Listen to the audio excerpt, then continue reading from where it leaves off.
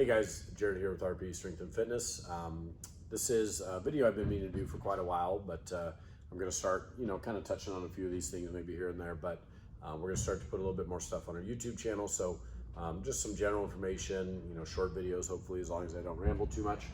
But, one of the ones I wanted to kind of cover a little bit is some of the common questions that I get when we do our no sweat intros. And so an intro is where we sit down with a client one-on-one, we kind of discuss their goals.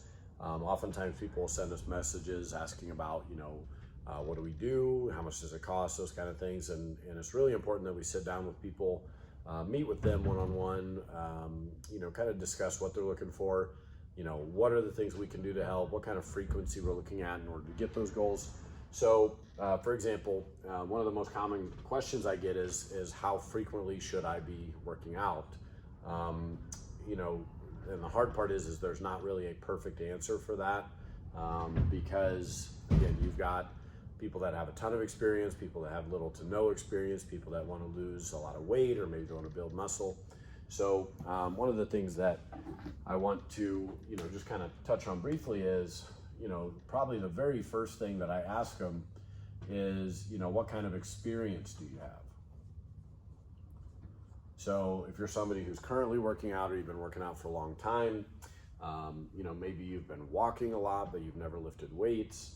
Maybe you lifted for 15 years of your life, injured your knee and you haven't done anything since. This is going to have a huge impact, not only on what we do in terms of like what kind of movements and things, but, what should I be doing to help, avoid any type of like additional strain or injury or things along that line. As well as, the amount of training volume that you can tolerate without being like overly discomfort or overly sore or uncomfortable. So experience is going to be a huge one. Another one, outside of experience would be, in terms of the goals, like what are your goals? Like, do you want to lose weight? If you want to lose weight, what does that look like? Do you need to lose 50, but that might be a multi-year process, or I just want to lose 5 pounds and I'm not really sure or don't really care about how long it takes, or if it's build muscle. If I'm looking to build muscle, building muscle takes a lot of time.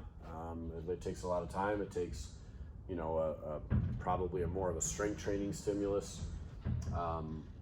Is there a skill? Like I'm trying to work on a skill. Maybe I want to improve my running so that way I can run 5Ks, those kind of things. So your individual goals are going to have a big impact on that. Maybe if somebody just wants to be healthy, and that's all their goal. They just want to avoid being sick, or they want to avoid being healthy. That's going to impact that as well. A lot of it is, also recovery. And, recovery basically means, do you get stiff and achy after you've worked out? Are you physically tired?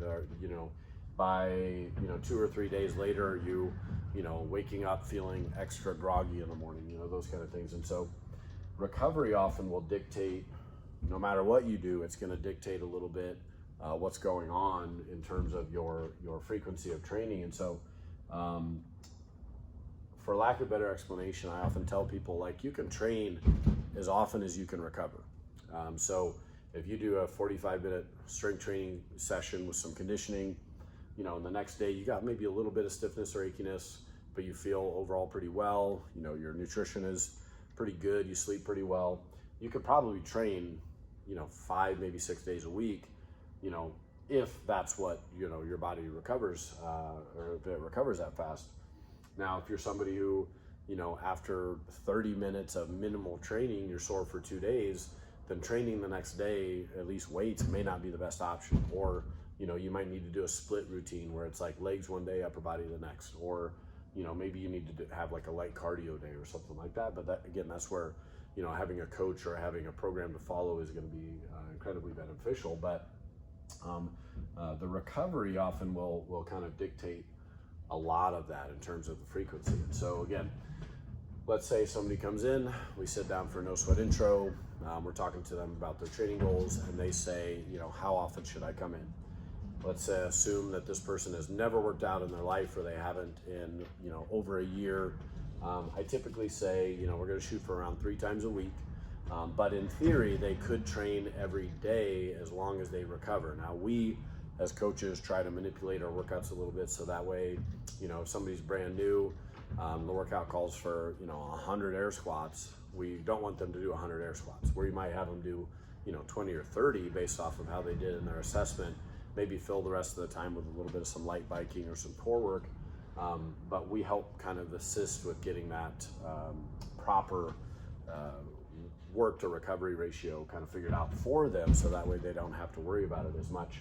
And again, if that person does 3 days a week, feels great, has the time and the energy to come 4, then I would recommend that they come 4. Now, some people's schedules don't allow it, so maybe getting 2 high quality training sessions in a week with some additional work at home, as able, could be beneficial on that. So again, this is just one of the questions that we encounter, which is, how frequently should I train? There's a bunch of other ones that I want to cover over the next few weeks. But in terms of frequency, again, we want, what's your previous experience when it comes to working out? What are your goals?